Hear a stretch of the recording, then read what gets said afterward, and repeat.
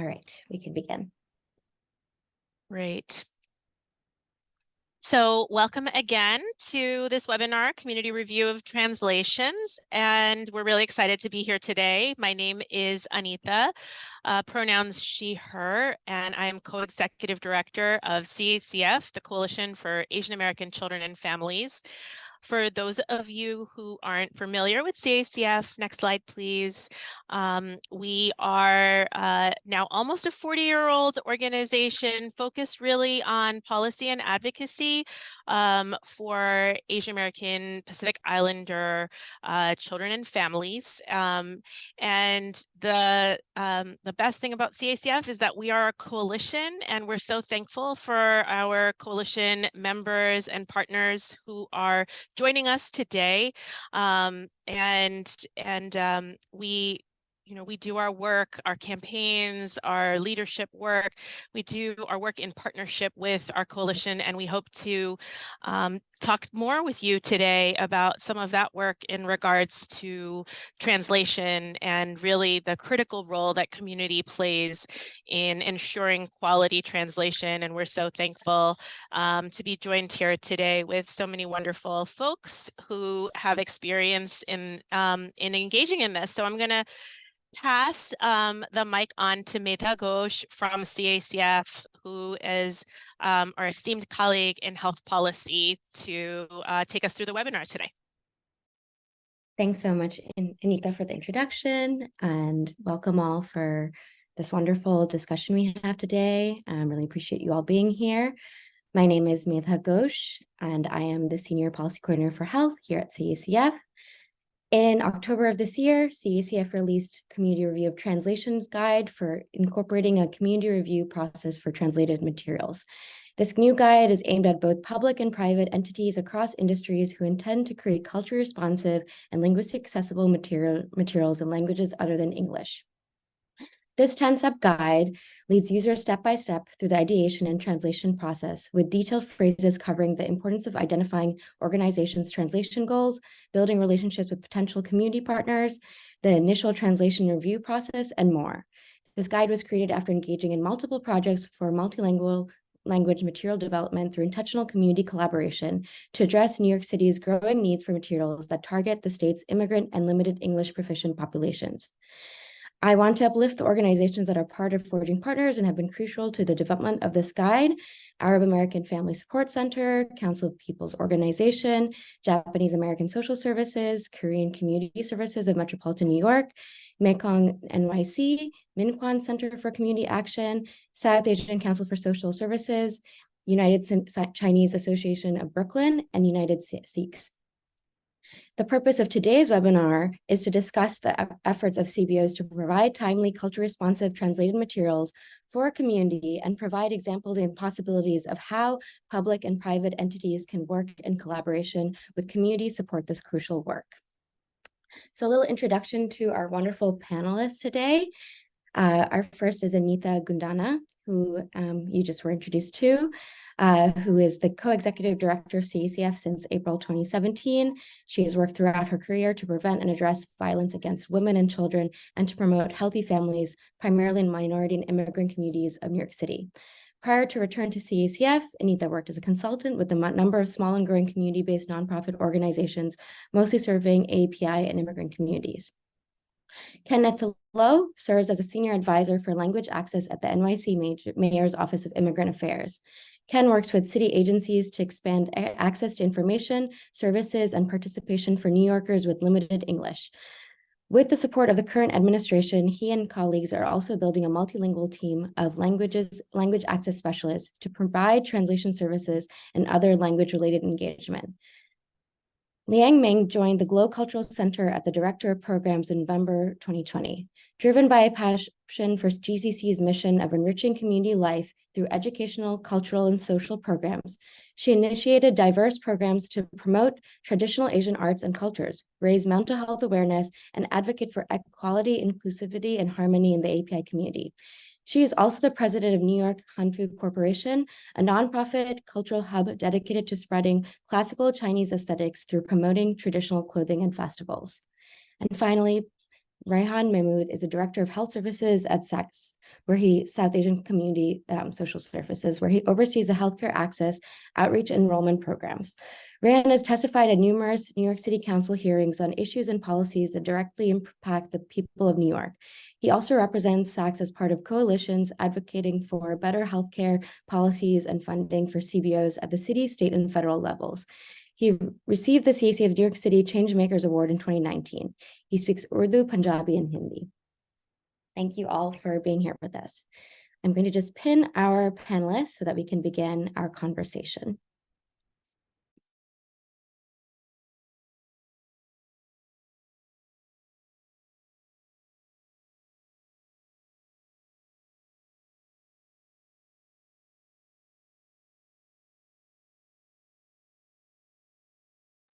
All right, now that we're all here, I wanted to go and first start with having folks talk about their organization a bit and their role there and the work that they're doing around language access. So to begin, Liang, would you like to start us off?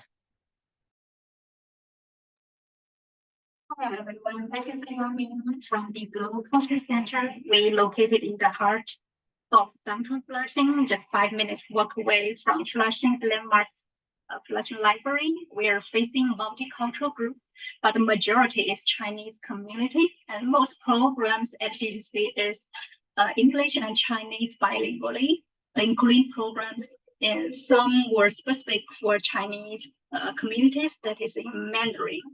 And our mission, as Madame mentioned, we're enriching community life through educational, cultural, and social programs through feature events and some cultural programs like Tai Chi and calligraphy. And I'm the director of programs at GCC. In our staffing team, we have a program coordinator. She was born in the United States, but raised up in Taiwan. And we have a marketing specialist. He was immigrated from China and had his master's degree here. Together with the board team were majority from the Chinese cultural backgrounds, so we're committed to provide the services that is language accessible and cultural meaningful to the community members. I'm so honored to speak, and nice to meet you all. Thanks so much, Liang. Rehan, would you like to go next? Sure. Thanks, Meera, and thanks, Liang. Hi, everyone. My name is Rehan Mehmood. I'm the Director for Health Services at SACSS, South Asian Council for Social Services. We are based in Flushing, Queens.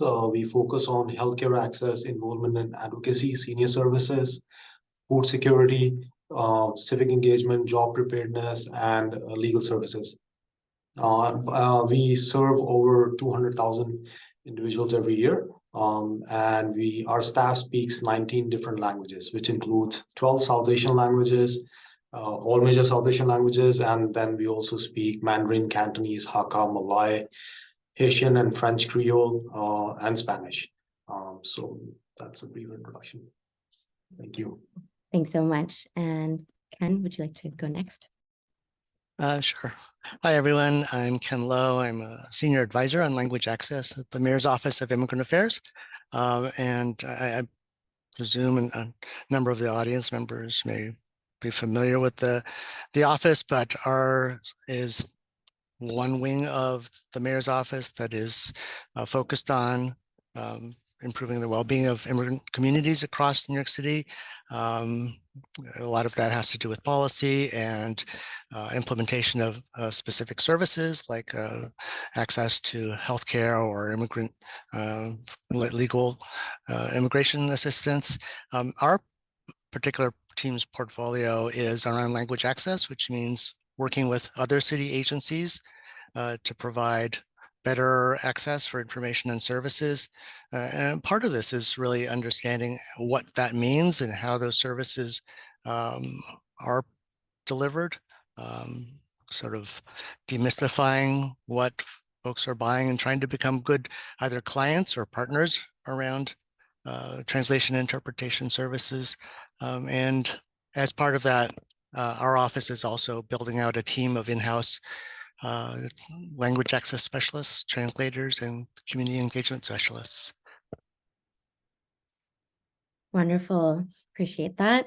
And now, so we wanted to get into some of our panel discussion questions. The first one being, what are some of the challenges your community faces with access to translated materials? Rehan, would you like to start us off with that? Sure. I'll talk about our clients because the language access work that we do, like, usually revolves around the communities that we serve. So the clients that we work with are mostly in desperate situations. We all know that. We all serve like many clients from various different communities. So many of the clients who come to our office for assistance, they're mostly like in desperate situations where access to healthcare and other benefits is crucial for them. It is like kind of a matter of survival. So just imagine people with such needs going into a hospital, a clinic, a benefits office, and the waiting area is full of people, or the reception, it's full of people. The only thing that they can find people, but the only thing that they cannot find is a flyer in the language that they speak.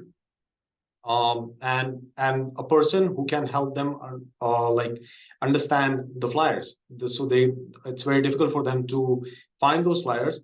Where we see that the materials are translated into various different languages, the availability is mostly limited to websites or online platforms, which our clients don't know how to access. Even if the flyers are made available, many times the translation is not correct. It does not reflect the day-to-day language our clients can understand. The language translation is done by someone who is not familiar with the end user, or even if it's done in the language, it's done in the right way. It is like done in like literal words.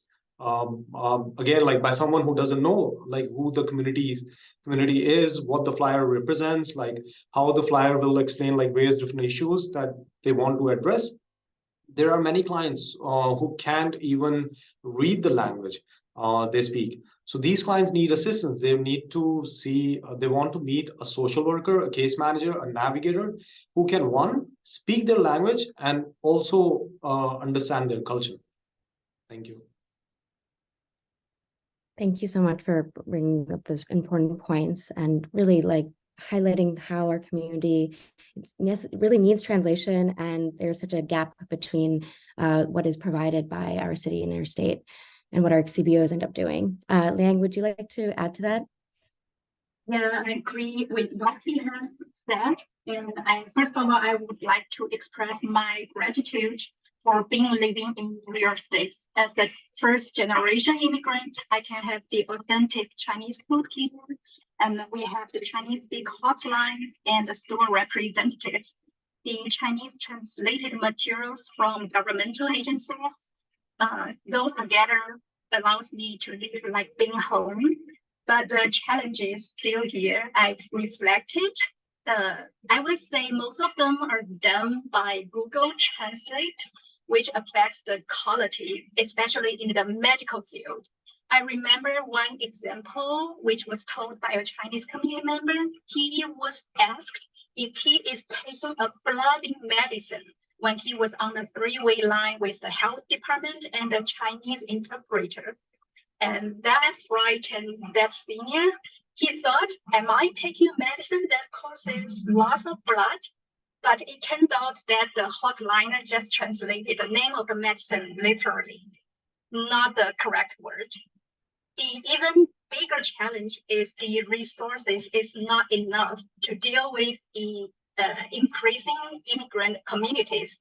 Another example I remembered very clearly is in 2021, when COVID is still in its peak, and the GCC, my organization, used to support the test and trace COVID mobile unit test in Flushing. It's great to have it locally because there's a huge need back that time. Everyone remembers it. But the test requires everyone to register through a mobile app. It is completely in English. People here waited a long line, but they were limited to access to that test due to this language barriers. They cannot read English, they cannot type English. So we were eventually able to manage that over 500 participants daily until we recruited several Chinese-speaking volunteers. with their help with translation, the materials, the registration forms, and the on-site support. So that's the same to the vaccination appointment. The other fact I want to mention, maybe not relevant to this question, but I still think it's important. That is the promotional channels. Materials were translated properly and sufficient, but community members still don't know there are useful information in their languages. Why? Because those information were spread on the English mainstream platforms. For instance, official websites, Facebook, Instagram, Twitter, but those are not popular in the Chinese crowd. For instance, Chinese usually largely use the WeChat to gain resources and get connected. So maybe this can be regarded as a cultural accessible consideration factor. Thank you. Thanks so much, Liang, for uplifting specific examples, especially, the fact that it's really detrimental in the medical space when we don't have access to properly translated materials, especially around things like medication, just in general care. It can be very harmful. So yeah, I really appreciate you bringing those points up. I wanted to then turn into a bit more of a discussion around each of the organization's experiences around actually creating translated materials. How does that look like? I think, Anita, if you wanted to just start off and talk a little bit about the work that actually brought us to this guide, that would be great. Yeah, thanks, folks, for sharing. Those experiences at CACF. We work across a lot of community organizations and have been hearing these challenges for a very long time. One of the things that we often lack is data on really like languages spoken and numbers of folks who are AAPI but disaggregated to really kind of understand the diversity of our communities and what the needs are. And I just want to add that, during COVID, we partnered with, and I think folks are on this webinar from NYU Center for the Study for Asian American Health, to do a little bit of our own data collection across many of our coalition partners, and found that, that only 16%, that's 16% of our AAPI communities were getting their information from government sources around, COVID. And I think that statistic alone kind of shows a little bit about the lack of connection between accurate information that's coming out from sources like the government and what people are actually being able to access, and that there is a divide. And I think the other area that we've been hearing is also the assumption of literacy in our communities and the assumptions of access to digital, digital platforms. And those are also challenges that, we've been hearing about. So one of the things that CACF was able to do during COVID, and an example, I think, of what really motivated the creation of this guide, was that with partners such as NYU Center for the Study for Asian American Health and the Asian Pacific Islander American Health Forum, we were able to secure funding through the CDC and engage in some innovative practices across community organizations. And so we were able to actually find funding to support community organizations to come together as through a Forging Partnerships program. And Forging Partnerships allowed us to really convene as community organizations to really think through what we needed our communities to understand and know about the COVID-19 pandemic, and to target information that we knew was missing and or was a source of confusion or misinformation or disinformation in communities. So what I would say is that what really motivated the work was really bringing community together to conceptualize at the very beginning stage and strategize material that needed to be created for our community. From there, we were able to work with community partners to actually create the language we wanted to share with our communities, the information we wanted to share. We were able to come together to think through design. We were able to come together to really partner in all different ways to make sure that the resultant material was not only language accessible, but also culturally responsive to our communities. The written words, as well as the design and the images used, we had some control over. And then we also were able to go through an iterative process where there was a third-party translator who actually worked to translate materials in multiple languages, and this was for video and for written translations. But the community was then able to listen to those and read those materials and do a thorough review and give feedback to the translation company. And that was an iterative process where we were able to take feedback. And so before material was released, the community had input from the stage of from conceptualizing material through the stage of strategizing and even thinking through how material would be released, for example, through WhatsApp channels or WeChat or other types of social media platforms that are often used in our communities, and then going on through to actually seeing that translations were done in a quality fashion and that were accurate. And so we were able to come through that process and release materials that community organizations were able to utilize with communities. And that informed the guide process that we are releasing and or have released, and it's available on our website. It's in the chat. Thanks so much, Anita, and really highlighting how the translation process is not just like a thing of going from English to another language. There's, considerations around actually how accessible even the format, the design of it is, and making sure that it is actually culture responsive in the sense that like the language that's being used connects to the way people in our communities speak and, doesn't feel too sterile and things like that. These are all things that we have to keep in mind. So yeah, really appreciate that. Liang, would you like to go next and talk a little bit about the translation process at Glow? Sure, but my answer to this question might be limited. I would say our typical process is to find a translator with both linguistically and culturally competence. The person is responsible for the draft, which is normally me in the past.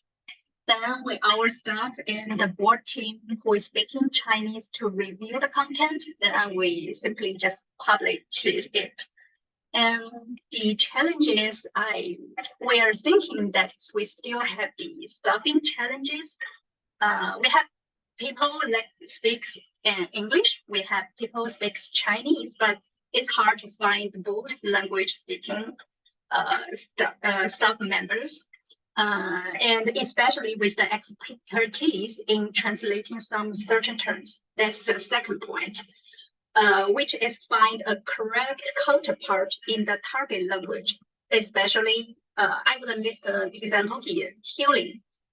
This is a popular language. We have our healing through music, the May concert hosted by GCC, and we have healing ourselves and healing our community collaboration with CACF. But actually, there's no correct meaning or concept in Chinese. So I find many ways to integrate this word with my team.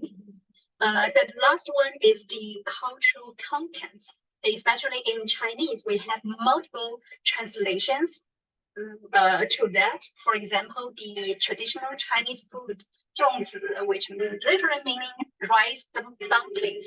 But if you are saying rice dumplings, there might be a bunch of food in your mind, but which one is for 粽子? So that is all the challenges we have. Thank you. Thank you. Yes, and that's how I was even connected to you, the work that you are doing with CACF on community translation. So I appreciate you going through that work and discussing also the challenges of translation, of course. Rehan, would you like to speak on this as well? Sure. Thanks, Vita. So at SACSS, I just mentioned that we speak 19 different languages. So we make sure that we create flyers in all the major languages our clients understand and then will speak. And also we also work towards making it user friendly, making it easier for our clients to read. It should have the day-to-day language that our clients can understand and can read easily. So that in return, it's not a flyer which has like paragraphs and paragraphs on the kind of assistance that a client can get. It is just like bullet points. It is explaining it with animations, explaining it with pictures, and then adding language to it. I'll just give you one example, just to sum it up, the overall strategy that we implement.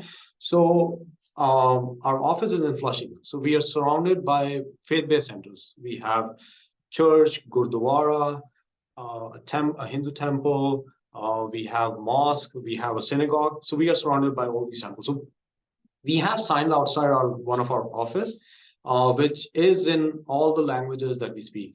So one of the signs says, do you need help with health insurance? We can help you with that. So just giving a brief overview. So one of our client who was suicidal, was just like had lost hope, was just like giving up on everything. He was very confused, irritated with whatever was going on in his life. So he was passing by. He just read the sign outside in the language that he speaks, in the language that he understands. And he had major issues with his health insurance. He had just moved from Albany to New York City and didn't know what to do. He was retired. He had like insurance. So he wanted just help with health insurance, but he wasn't able to find. So he saw this sign in the language that he speaks. He came inside the office and he said, can I talk to someone who can help me with health insurance? And he found the person who spoke his language, who understood the culture, sat with him, helped him through with his health insurance. Whatever the issues were resolved in like within 5 days. He was connected to other services also, not just healthcare access. He came for healthcare access, but after the assessment was done, found out that, oh, he is also eligible for other services. He should be getting counseling. He received like mental health counseling sessions from our social workers. He was eligible to receive senior services. He was eligible for other benefits. He was eligible for food pantry services. So this was 2015, and today is 2023. He is one of our star client in the senior sector. So see how like a translation of just a simple line, do you need help with health insurance? Like, I won't say transformed his life, but maybe we had like some kind of effect in his life. We gave him that opportunity, that access where he can come into an office where he will find people who speak his language, not only speak, but are also competent in providing the services that he needs. So that in return just like summarizes all the strategies we impose. And then what we do is like when we conduct outreach events, for example, if we're going to Jamaica, Queens, we know like we do our research, majority of the residents living in Jamaica, Queens, they speak Bengali, they speak Spanish, Creole. So we have our Spanish, Creole, and Bengali speaking staff members go there, and then we carry the flyers in those languages. Similar is with Richmond Hill.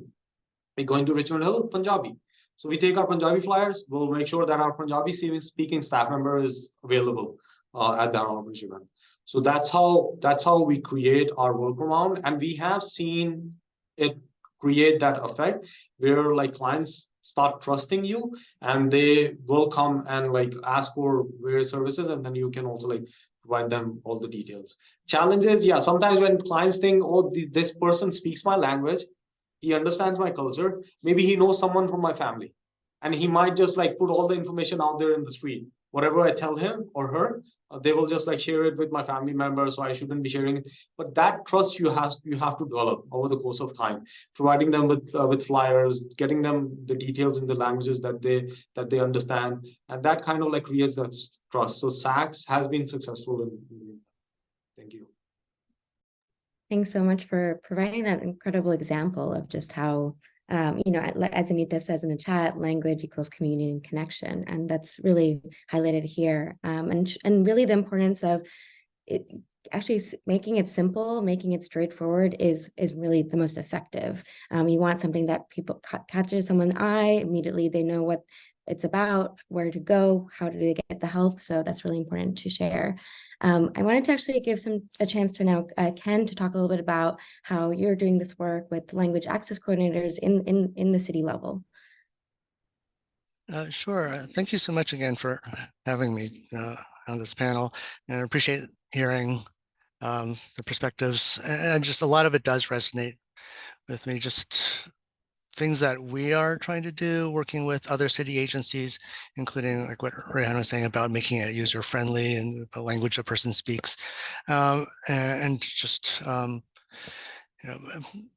was talking about building out iterative processes for review and feedback. I think, speaking for someone who sits in a middle zone within city government, it's a challenge to sort of take some of what you do in your organizations and try to bring that to city organizations, which, as you know, are hugely bureaucratic, and with a lot of folks who are coming at the work from a good place. But I think one of the things that is a challenge, and that the guide that CACF developed is very helpful for, is really supporting the development of partnerships, and as it says in the guide, it's like opportunities for collaborative planning. One of the arenas that we work on increasingly, and this is something that we did last month at a panel that Anita and Amita were part of, is really trying to figure out how to build collaboration for city government staff and the community organizations. I think a lot of folks that are come at the work with a particular lens.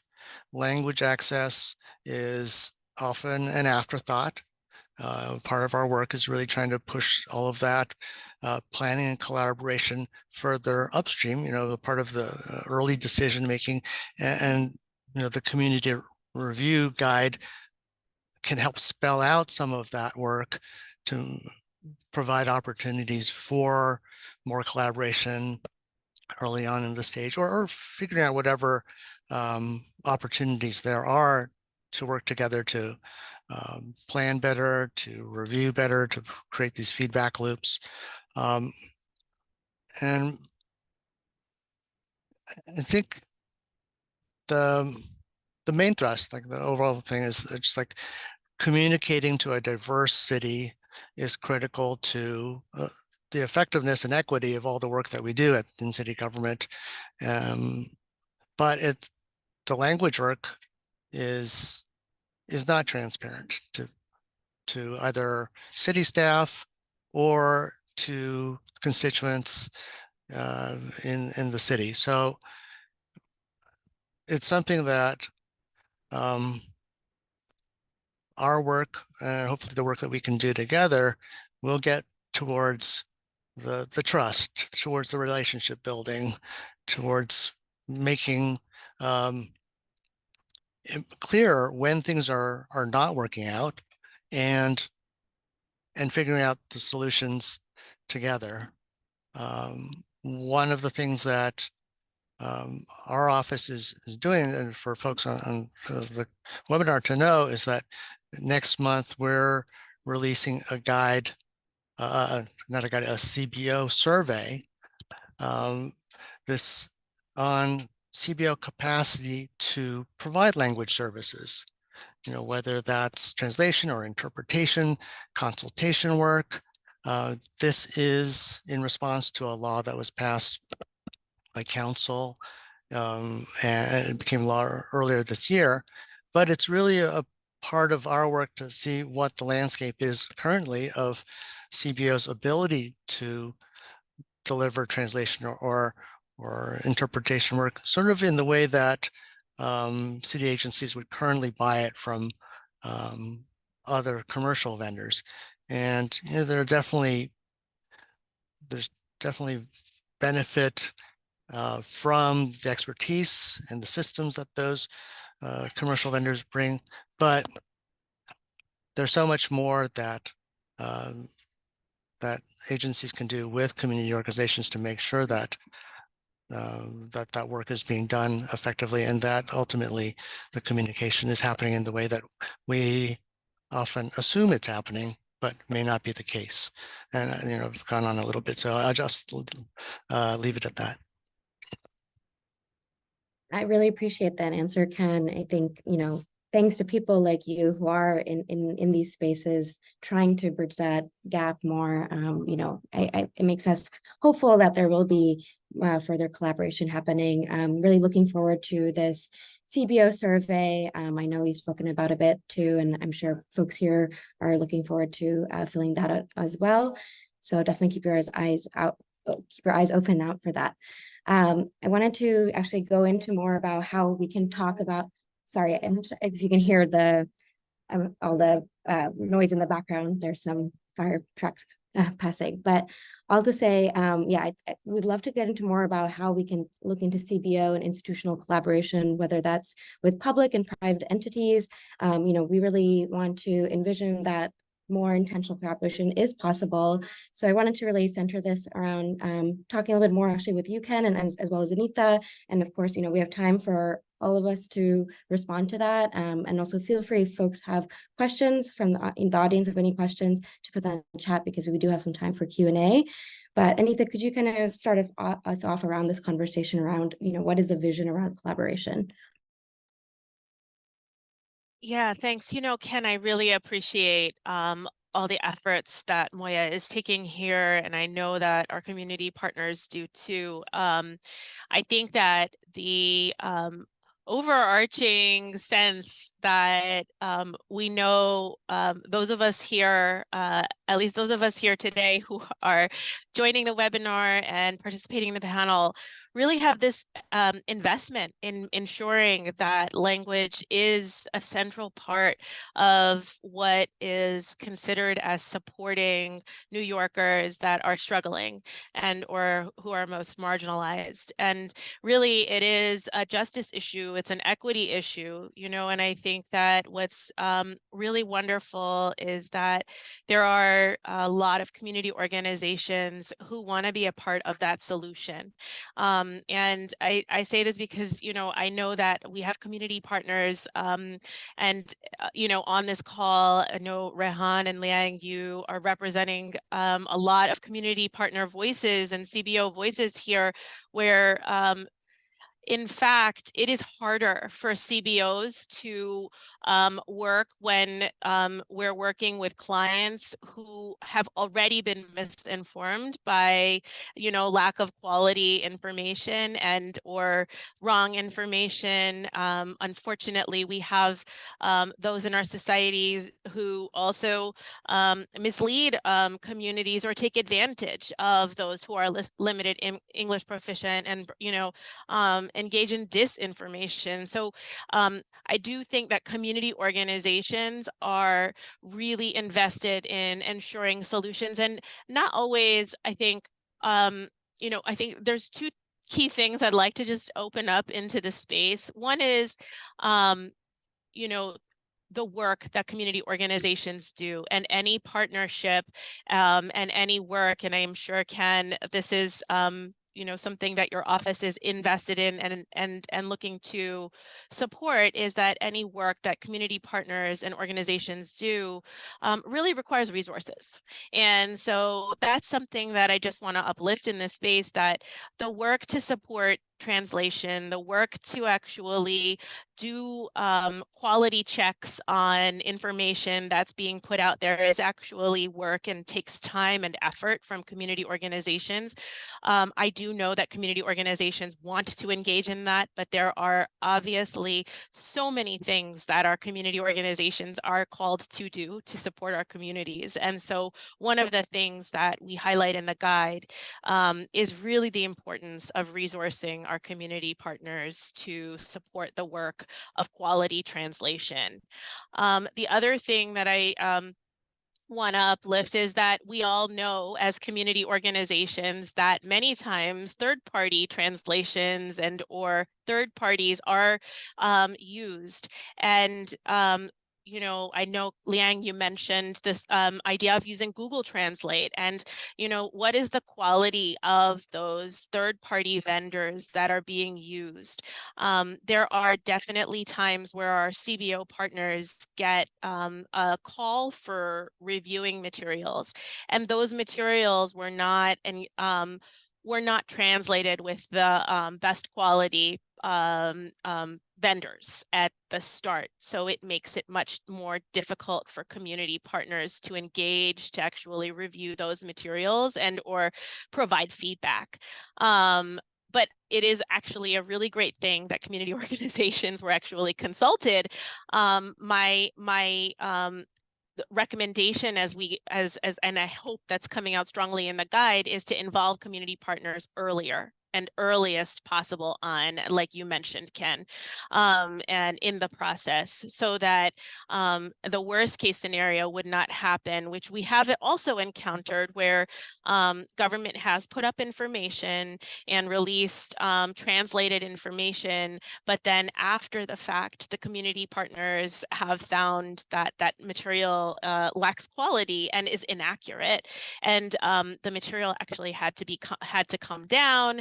And, you know, there was an engaging in whatever fixing possible and solutions after the fact. So I guess all to say that I think some of the biggest lessons learned and really best practices in community partnership is to think about resourcing community partners for the work that they're engaging in, to engage them early, and to really think about us as solution partners in solutions, and truly invested in ensuring that our communities receive the information however possible. And yes, CBOs engage in translating their own information when there are gaps in information provided to our communities. As Rehan mentioned, there's so much translation going on with community organizations, and that is something that our community partners take on. But it would be wonderful to have complete information from government sources and other sources that are, you know, putting out that information, you know, right from the source. It would be wonderful to have that quality come from the beginning, and community can be part of that solution. So I just leave it there.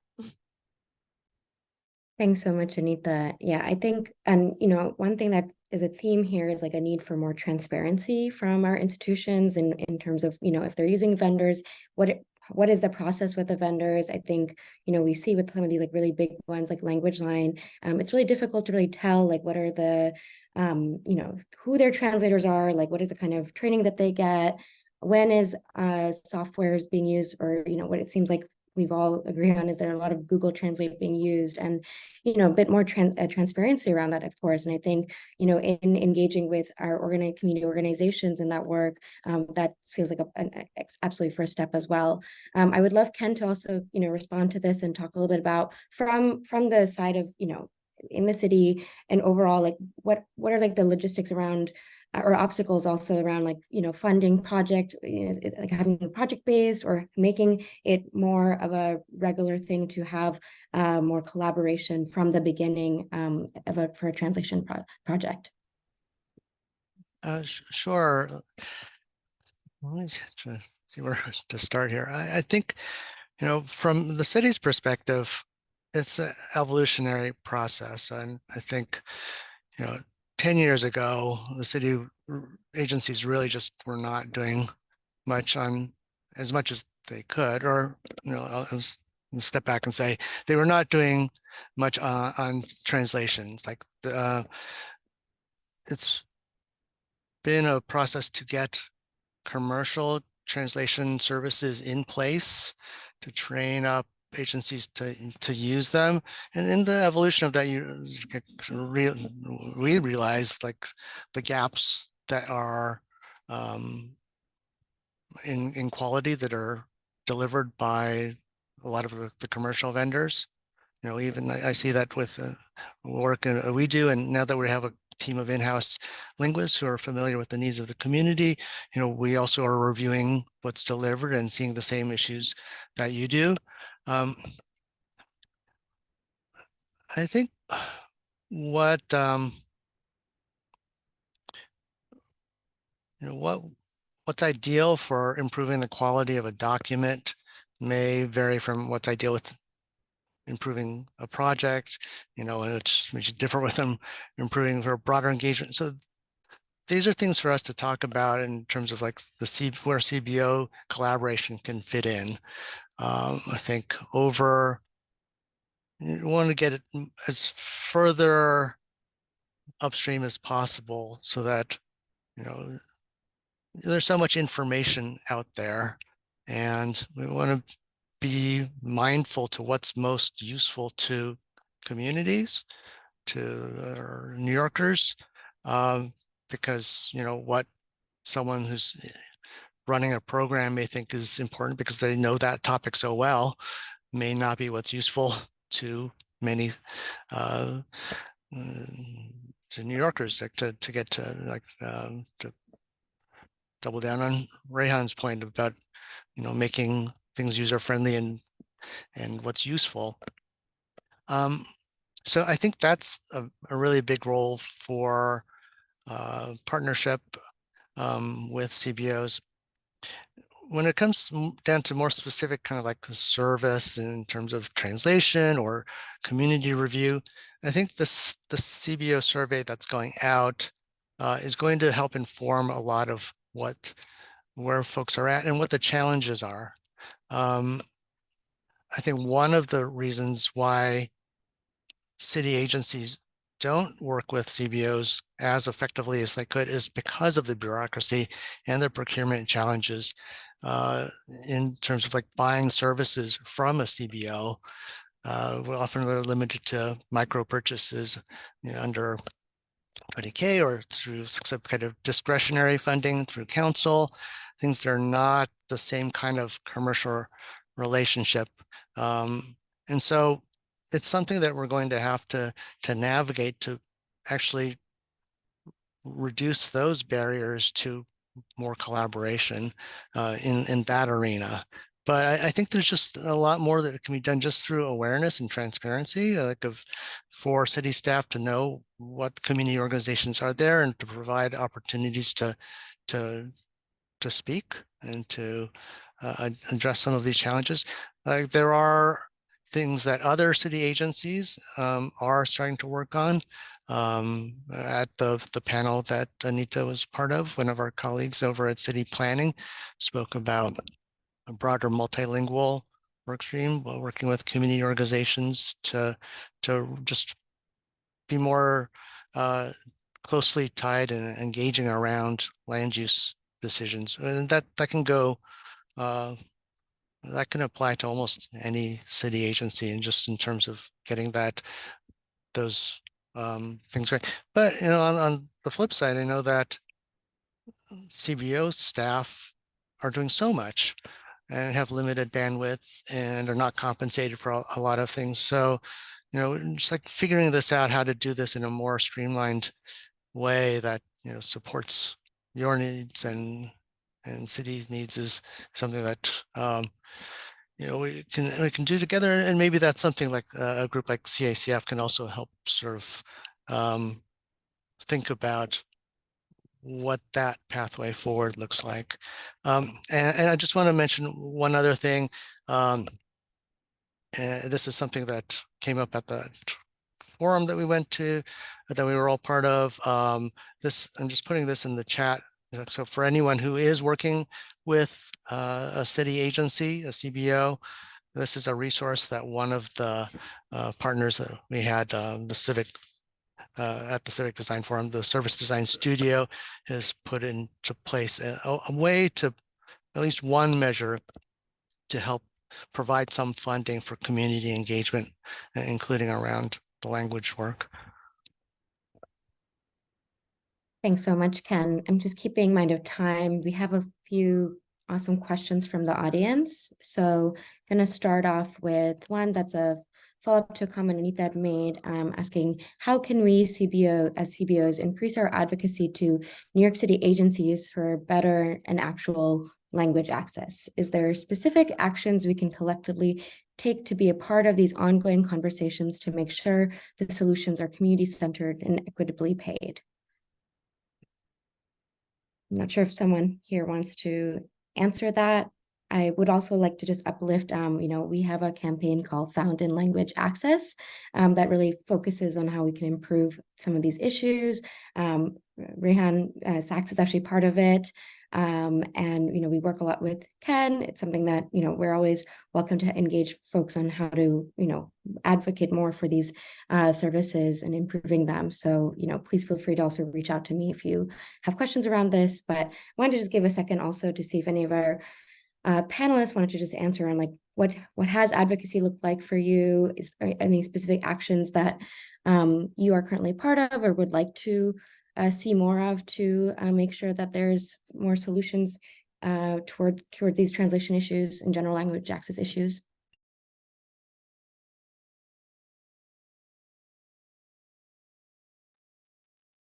I think it would be beneficial for everyone if any city agency is creating a translated version of a flyer or of a document that they want to share with the community, if they involve the CBOs that are working in that area, and the CBOs who have the capacity to review translation. So many times, from our partners, even from hospitals, from doctor's office, we'll receive documents if you can translate it for us for our patient, or if you can review the translated version. So that way, we have been able to help many of our partners in reviewing those translated versions. And also, it's fine to use third-party city agencies. They should these are professional people who have certified individuals who can translate into various different languages. Let them translate. Let us review. And if you involve CBOs, because we know the community, we work with the communities directly.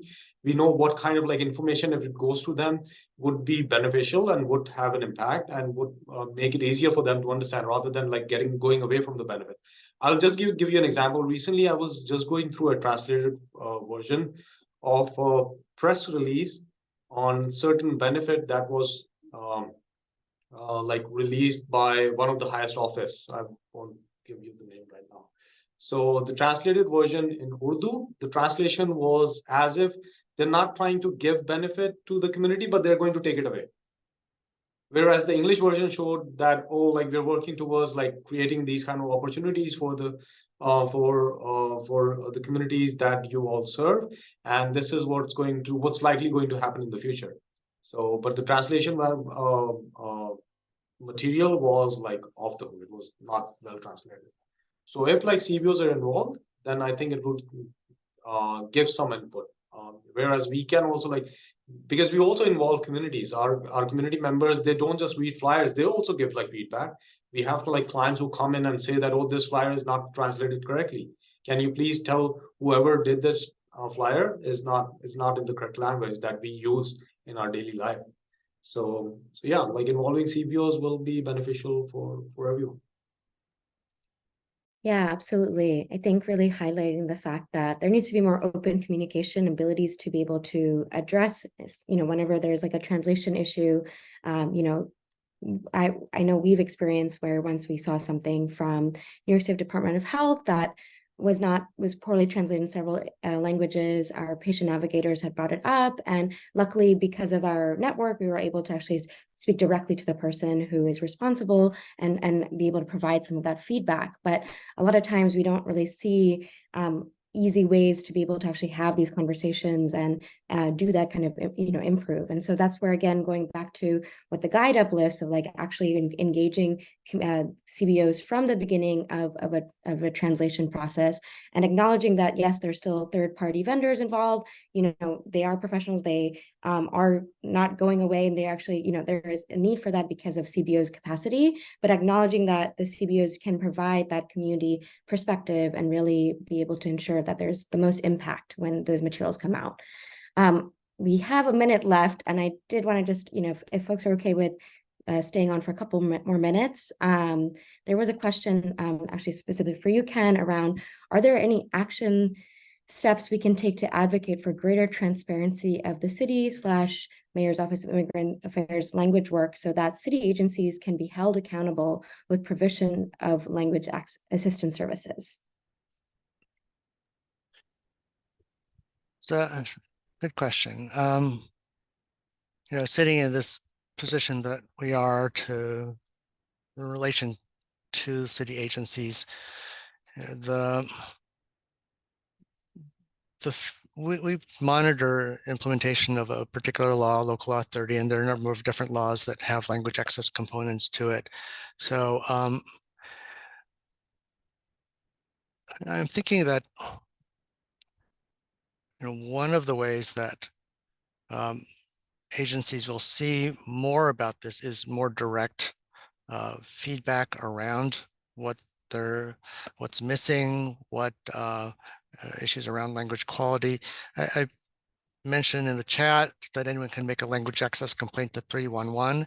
I will fully admit that 311 itself has language access issues, but it is an avenue to prompt agencies to make them more aware, because we do forward them to the agencies, or they go directly to the agencies. We're copied on them.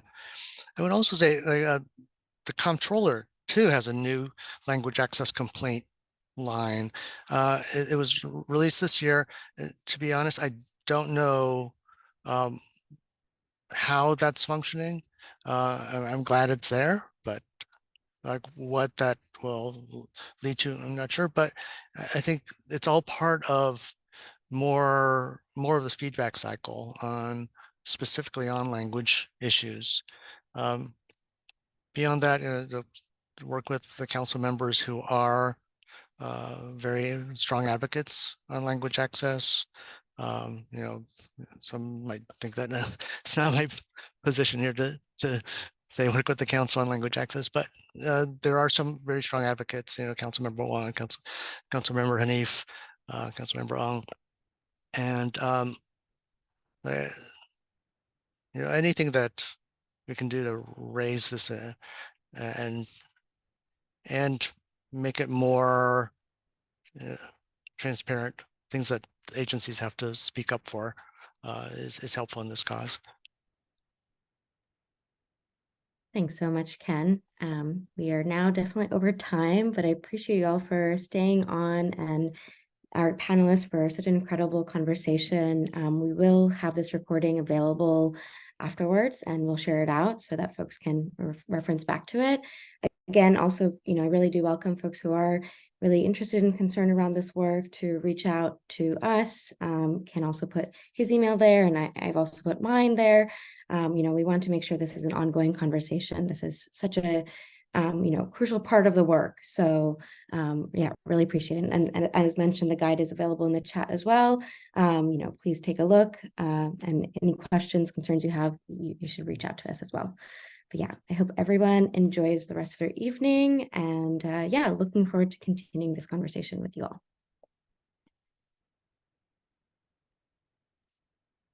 So, Thank you. thank you. Thank you to the panelists. Thanks, Rehan. Thanks, Liang. Thanks, Have a great Ken. night. So, Bye, Liang. bye, Bye, all. Ken. Bye-bye.